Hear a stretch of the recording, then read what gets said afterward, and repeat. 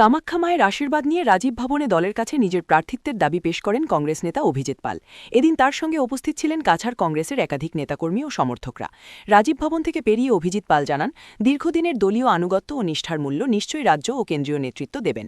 একই সঙ্গে তিনি শিলচরের বিজেপি বিধায়ক দীপায়ন চক্রবর্তীর বিরুদ্ধে তীব্র আক্রমণ শানিয়ে বলেন, শিলচর বিধানসভাকে তিনি মৌরুষি পাট্টা বানিয়ে নিয়েছেন। অভিজিতের অভিযোগ, দুর্নীতির বিরুদ্ধে বারবার আন্দোলনে নেমেছেন তিনি এবং বরাক উপত্যকা আজ উন্নয়নের ক্ষেত্রে চরম বৈষম্যের শিকার। বর্হেরকাত সরকারি এই বিদ্বেষমূলক আচরণের বিরুদ্ধে সাধারণ মানুষকে সচেতন হওয়ার আহ্বান জানান অভিজিৎ পাল।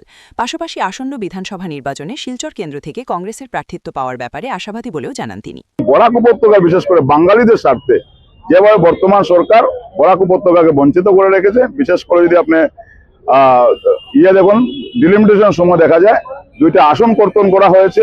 তাছাড়াও আমরা দেখেছি যে বরাক উপত্যকা যদি ব্রহ্মপুত্র উপত্যকার তুলনায় যদি আমরা যদি উন্নয়ন দেখি, আমরা বরাক উপত্যকা উন্নয়ন অনেক পিছিয়ে আছি। এই যে বৈষম্য, সেই বৈষম্যের বিরুদ্ধে আমি সবসময় আমি একজন কংগ্রেস কর্মী হিসাবে জনসাধারণের হয়ে আমি সবসময় সচেষ্ট ছিলাম এবং নিশ্চয়ই আমার দলের হাইকমান্ড এবং শিলচরবাসীর আশীর্বাদে, মা কামাখ্যার আশীর্বাদে, বড়দের আশীর্বাদে আমার দলের হাইকমান্ড গৌরব গগৈজি এবং আমার সিএলপি লিডার দেবব্রত শইকিয়া, আমার লোকসভা সাংসদ প্রদ্যুৎ বরদলৈ রকিবুল হোসেন ডাং এবং আমার এআইসিসি পর্যবেক্ষক জিতেন সিং জি, পৃথ্বীরাজ সাটেজি, বিকাশ উপাধ্যায়জি, ওনারা এতদিন ধরে আমি দলের কর্মী হিসেবে কাজ করার ওনারা দেখে আসছেন, ওনাদের সাথে আমি কাজ করেছি। আমার আসাম প্রদেশ কংগ্রেসের যারা দায়িত্বে আছেন শিলচরের, ওনারাও অতদিন ধরে আমি একসাথে কাজ করে আসছি।